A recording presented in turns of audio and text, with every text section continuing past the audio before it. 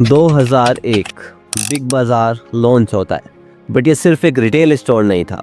किशोर बियानी, जिन्हें Sam Walton of India भी कहा जाता था, उन्होंने एक सपना देखा था बिग बाजार को सभी मिडिल क्लास इंडियंस की शॉपिंग के लिए एक वन स्टॉप डेस्टिनेशन बनाने का। किशोर चाहते थे कि इनके स्टोर्स में ट्रेडिशनल इंडियन बाजार वाली फील भी हो और मॉडर्न स्टोर वाला कंफर्ट भी। और अपनी इसी सोच के साथ इन्होंने अपना पहला स्टोर कोलकाता में खोला।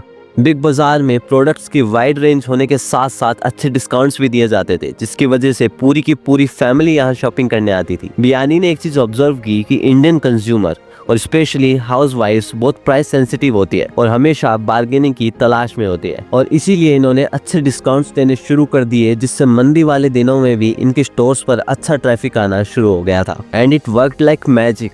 अर्ली मॉर्निंग इनके स्टोर के बाहर लाइनें लगनी शुरू हो जाती थी और आफ्टरनून तक तो इनके अधिकतर शेल्फ खाली हो जाते थे। इसकी सेल्स में इतनी रैपिड ग्रोथ होने की वजह से बिग बाजार एक चर्चा का विषय बन गया था और इसकी इस पॉपुलैरिटी ने उसे एक अल्टीमेट शॉपिंग डेस्टिनेशन के तौर पर एस्टेब्लिश किया। बट अब जैसे जैसे बिग बाजार का एक्सपेंशन होता है, इसकी पेरेंट कंपनी फ्यूचर ग्रुप इसकी ग्रोथ के लिए बहुत हैवी डेट लेना शुरू कर देती है और 2010 में इसकी इस खतरनाक अप्रोच ने इसे ही बैकफायर करना शुरू कर दिया था। और ये चीज तब सामने आती है जब खुद फ्यूचर ग्रुप के ऑडिटर्स ने इसकी फाइनेंशियल हेल्थ को लेकर चिंता जताई थी। कंपनी अपने नए स्टोर्स खोलने के लिए बहुत एग्रेसिवली पैसा उठा रही थी, जबकि उनका रेवेन्यू इस स्पीड से नहीं बढ़ रहा था। फॉर एग्जांपल 2019 में फ्यूचर रिटेल के ऊपर 12,778 करोड़ रुपए का डेट था। अब ये छोटी छोटी दरारें एक खाई का रूप लेने लग गई थी, क्योंकि अब इसके क्रेडिटर्स ने भी इसे रेड फ्लैग दिखाना शुरू कर दिया था, बिकॉज कंपनी अब लोन रीपेमेंट भी टाइम पर नहीं कर पा रही थी। जब उनके डीमार्ट जैसे कॉम्पिटिटर बहुत प्यारे तरीके से अपने ऑपरेशंस को चला रहे थे, तब बिग बाजार अपनी लायबिलिटीज के बोझ के तले दबा हुआ था। हालांकि बिग बाजार के इस बिग डाउनफॉल के पीछे का बिग रीजन अमेज़न और रिलायंस के बीच चल रहा एक लीगल बैटल भी था। तो बात क्या हुई कि 2020 में रिलायंस रिटेल ने फ्यूचर ग्रुप के सामने एक ऑफर रखा कि भाई हम आपके रिटेल, होलसेल और लॉजिस्टिक बिजनेसेस को 24,713 करोड़ रुपए में खरीद लेंगे। अब सबको यही लग रहा था कि अगर ये डील हो जाती है तो शायद ये बिग बाजार और उसकी बाकी कंपनीज को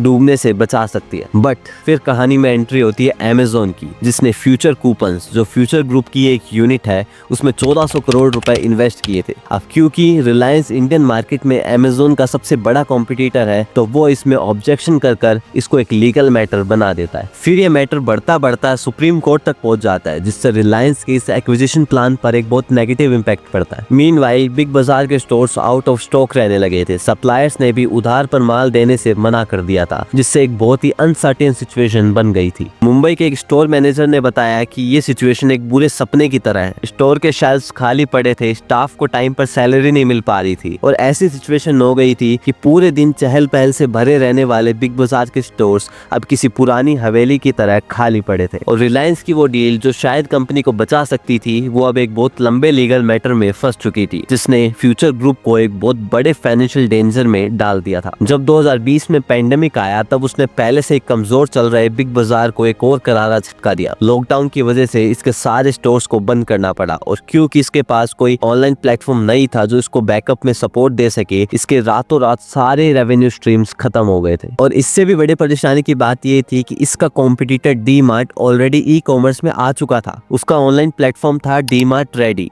जो पेंडेमिक के टाइम पर कस्टमर्स को कॉम्पिटिटिव प्राइस में सामान होम डिलीवर करता था। अब मरते क्या ना करते, बिग बाजार ने भी अपनी सेल्स को ऑनलाइन शिफ्ट करने की कोशिश की, बट इसके ऐप और इसकी वेबसाइट पर कोई ना कोई ग्लिच आता ही रहता था और कस्टमर्स भी आए दिन इसकी पुअर सर्विस के लिए कंप्लेन करते रहते थे। बिग बाजार ने टाइम के साथ चीजें अडेप्ट नहीं की, जिससे इसने सिर्फ कस्टमर ही नहीं खोए, बल्कि ये भी दर्शाया कि इतना बड़ा ब्रांड होने के बावजूद भी बिग बाजार इनोवेशन में कितना पीछे रह गया है। जब बिग बाजार नए नए स्टोर्स खोल रहा था और फ्लैशी डिस्काउंट्स दे रहा था, उस टाइम पर डी मार्ट बिल्कुल चुपचाप अपनी एफिशिएंसी पर काम कर रहा था। डी मार्ट को राधा कृष्ण दमानी ने 2002 में स्टार्ट किया था और उन्होंने एक बिल्कुल डिफरेंट अप्रोच अपनाई थी। डी मार्ट एग्रेसिव एक्सपेंशन करने की बजाय रियल एस्टेट खरीदने पर फोकस कर रहा था, जिसने इनकी रेंटल कॉस्ट को बिल्कुल जीरो कर दिया और ये अपने ऑपरेशंस को और सही ढंग से चला पाए। और अपने इस मॉडल की वजह से डी मार्ट बिना अपने प्रॉफिट से कॉम्प्रोमाइज किए अच्छे डिस्काउंट्स दे पाता था। डी मार्ट की एफिशिएंसी इसका सबसे बड़ा रीजन था उसकी सप्लाई चेन। वो डायरेक्टली मैन्युफैक्चरर से माल उठाता था, जिससे मिडल मैन का झंझट खत्म और कस्टमर को एक बेटर प्राइस मिल पाती थी। जबकि बिग बाजार की सप्लाई चेन बहुत ही ज्यादा उलझी हुई थी, जिसकी वजह से उनके ऑपरेशंस की कॉस्ट बहुत ज्यादा आती थी। और जब तक बिग बाजार को ये बात समझ आई कि उन्हें एक साफ सुथरे बिजनेस मॉडल की जरूरत है, तब तक डी मार्ट एक अच्छे मार्केट शेयर को कैप्चर कर चुका था। अगर आप चाहते हैं कि मैं डी मार्ट पर भी एक वीडियो बनाऊं तो आप मुझे कमेंट्स में बता सकते हैं। पर बिग बाजार सिर्फ एक स्टोर नहीं था, ये काफी इंडियन फैमिलीज की लाइफ का एक पार्ट बन चुका था। कुछ लोगों का तो रिचुअल होता था कि हर वीकेंड बिग बाजार का एक चक्कर लगाना है। लोग इनके स्टोर्स में घंटों बिता देते थे, कभी ग्रोसरीज खरीदते हुए, कभी कपड़े सिलेक्ट करते हुए और कभी किचन वेयर खरीदते हुए। और ये सिर्फ शॉपिंग के लिए नहीं था, बल्कि लोगों का मेन मोटिव था अपनी फैमिली के साथ टाइम स्पेंड करना,